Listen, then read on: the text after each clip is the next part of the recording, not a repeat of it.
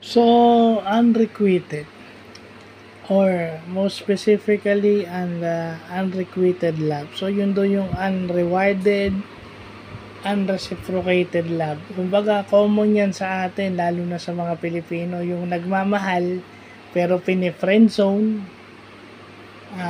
Kumbaga, tropa lang, hindi pinapansin, yun eh. Pero mahal mo yung tao na yun, pero yung tao na yun, hindi ka mahal. No?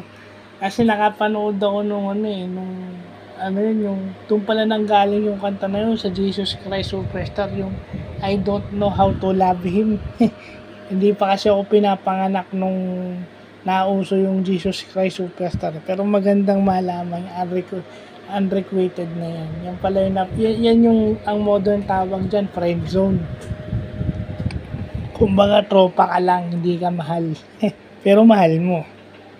So yan, pampalalim ng ating English vocabulary. No? So hindi ako mag rito. Pampalalim ng English vocabulary. So bahala kayo dahil nakaka-relate kayo.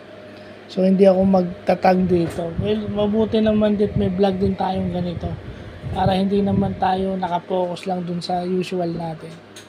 Meron din tayong mga ganito. So yun lang po.